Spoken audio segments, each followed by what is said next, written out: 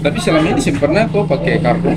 Kargo ada, kargo kan muat biasa di ada itu di Palung juga kapal begitu.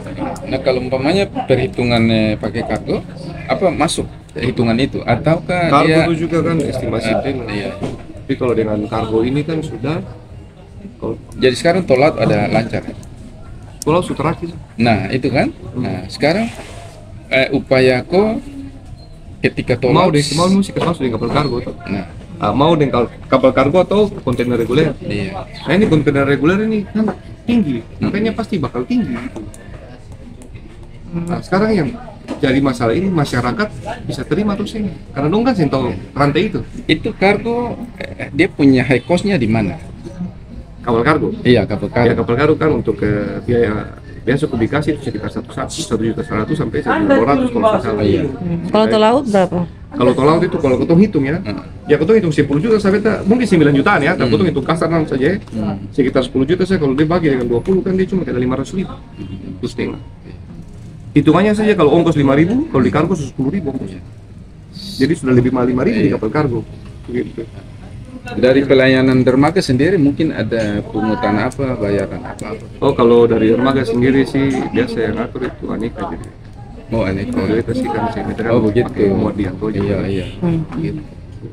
Tapi kalau pulau sih kalau kan Tapi mungkin selama ini kok Ande ada lihat ada kendala serius apa yang di dermaga? kalau masalah apa pembongkaran sih selama ini kalau tol laut sih lancar-lancar aja. Lancar-lancar aja. Cuma kalau biasa ya itu kembali kalau kargo kan yang urusan Oh, belum cetok, iya. potong sih bisa terlalu tahu kendalanya. Iya. Nah, ini masyarakat memang banyak kali mengeluh seolah-olah ada kemahalan ya. Nah itulah yang masyarakat dia ingin ada konfirmasi kan pengusaha yang bisa membuka ya kira-kira kendala apa ya sampai kenapa tuh saya bisa harga sama dengan kota lain kan bila perlu lebih murah sedikit kan itu kira-kira menurutku Nah, selama ini kendalanya apa sampai ada terkesan selalu kemahalan saja. Kalau masalah bilang mahal ini kan ketemu selalu juga dipantau harga dari Disperinda. Oh, Iya, jadi kalau Somlaki punya harga tinggi, itu otomatis di Jawa juga harga pasti naik. Terus ketong kan ya itu estimasi untuk kalau biaya macam frak, ongkos bongkar, ongkos antar itu kan seperti itu. Ada hitungannya. Makanya kalau mau bicara, ketong pengusaha juga kan bersaing nih di lapangan. Tapi kenapa kurang lebih harganya tuh ya kurang lebih begitu? Karena memang hitungannya begitu. Yang khusus pemasok beras ini ada berapa di kota? Kalau beras ini yang Distributor. pasti yang kalau ketong ada selatan ada mungkin di apa Maluku Jaya mungkin sedikit ada, terus ada mungkin langganan-langganan yang buton-buton juga ada. Karena ini juga yang ada masuk nggak tapi ada dengar ada orang yang selama ini pasok itu beras jenis apa saja dan kemasan ukuran berapa saja? kemasan kalau beta ada 5, 10 dan 20 kilo sama 50 kilo. 5, 10, 20, 50. Yang paling laris itu kira-kira kemasan berapa? Kalau paling laris itu mau 10 kilo laku, 5 kilo laku. Rata-rata semua laku sih. Mungkin 50 kilo yang agak sedikit kurang karena memang kan mahal. Tapi ya mau bilang saya laku juga tetap laku. Nah ini ada akhir-akhir ini ada terjadi kelangkaan beras ya. Kira-kira menurut Ko Andre faktor apa sampai bisa terjadi? Kita dapat informasi barusan bahwa dari distributor sengaja menahan beras. Itu benar kah? Beras itu benar Oh kah? tidak. Tidak ada. Kalau Kenapa bisa menahan beras terjadi itu tidak mungkin. kelangkaan? Apalagi logikanya pada saat ini beras kosong nih saatnya jual nih. Kalau mau menahan beras gunanya apa? Kalau bisa jual sekarang kan harganya mungkin lebih bagus pada saat kosong. Itu kan masih bisa dimaklumi ya. Jadi kalau untuk tahan beras tidak ada dari distributor tahan beras. Batu-batu beras kosong. Batu-batu beras Dari kosong. apa? Ya, itu Dari seperti- kapal yang Bukan. Jadi begini, seperti tadi beta bilang. Sebelumnya bulan-bulan lalu entah kenapa, kita punya beras itu semua tidak laku. Beras tidak laku. Jadi langganan itu kebanyakan cari cuma pulau.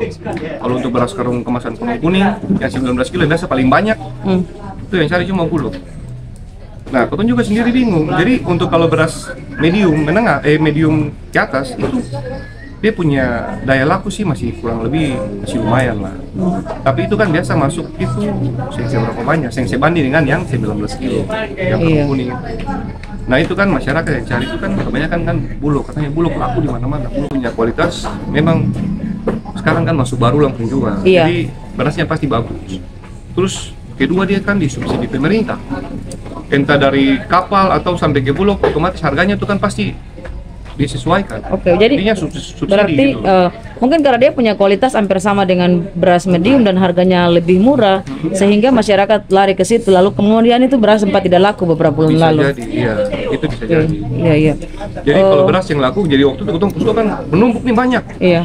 Nah, kalau tuh stok menumpuk banyak, ketemu mau masukin beras sendiri kan, otomatis pikir-pikir, oh, beras masih banyak. Jadi sama sekali tidak ada indikasi permainan pengusaha di sini Oh ya. tidak ada, tidak ada. Beras ada kita jual, malah punya kita tidak laku. Tidak laku, sempat tidak laku. Nah, mungkin kemarin kendala waktu pas bulog entah habis mungkin tiba-tiba ketemu beras ini kan laku. Laku ini kan stoknya kan terpakai. Baru kan ketemu saya ada pemikiran untuk masuk lagi waktu itu sementara karena beras posisi stok kan masih banyak. Jadi waktu bulog mungkin habis, tiba-tiba serentak beras biasa laku. Makanya dari kekosongan. Sementara bukan bilang tidak masuk. Setiap trip itu memang kadang ada 2 kontainer tapi sedikit. Jadi presentasinya tuh perbandingannya begini, kalau kita mau 2 kontainer kan sekitar 40 ton mungkin, anggap saya begitu. Sementara dulu kita bisa muat sampai 200-300 ton gitu. Jadi cuma tinggal 10%-nya saja, anggap seperti itu. 10-15%, jadi otomatis kan pasti stok langsung. Karena dulu juga kan intinya kan betul selalu tuh pengusaha tuh kan pasti tahu. Oh ini saatnya masukin beras nih. Tapi pada saat itu kan mungkin bulog belum terlalu seperti kemarin. Terusnya lepas. Sekarang ini kan bulog tiba-tiba banyak di pasar kan. Iya, Mereka betul, jadi betul. bingung sendiri gitu. Iya, iya. Jadi bukan tidak mau kasih masuk beras, malah kau ada usahakan beras. Iya. Bahkan beta baru dapat informasi dari masyarakat di kampung-kampung bahwa ada beberapa oknum pengusaha yang mereka sengaja tukar karung. Jadi padahal isinya bulog juga gitu. Itu harus dicari tahu itu. Iya, ini saya sudah kantongi beberapa data. Kalau kau sih saya kau punya beras dengan kau punya merek. Yang merek maksudnya. Merek-merek apa saja? Kalau dari beta tuh ada apa? Kalau 19 kilo tuh memang biasa tergantung. Itu kalau dari ada merek Pilates, tapi yang mau masuk nih nanti karung kuning ada ayam mas. Tapi kalau beras yang medium itu yang sawah panen itu, sawah panen terus sawah jingga, sawah hijau, itu aja. Untuk kualitas beras ada berapa jenis ya? Kalau kualitas beras kalau untuk kelas yang karung kuning itu kan yang paling biasa ya, Oh, iya. istilahnya yang medium lah. Terus ada yang kalau yang panen itu juga masih kategori medium. Panen, medium, kalau sudah yang premium itu yang jingga dengan hijau itu beta punya yang premium. Selama ini seberapa lama kok punya kontribusi besar ya kepada rakyat Tanimbar ini sebagai pemasok beras? Lalu kira-kira ada upaya apa dari pemerintah daerah ketika melihat kau punya kontribusi begitu besar kepada masyarakat di Tanimbar? Yang penting lancar aja lah. Oh, lancar Kita saja. pengusaha kan pinginnya lancar aja. Jadi dalam arti kalau mungkin kekurangan kontainer atau apa, kita minta dari pihak Disperindak bisa bantu untuk bikin surat untuk permintaan tambahan. Karena ketong ini kan suplai sembako terus.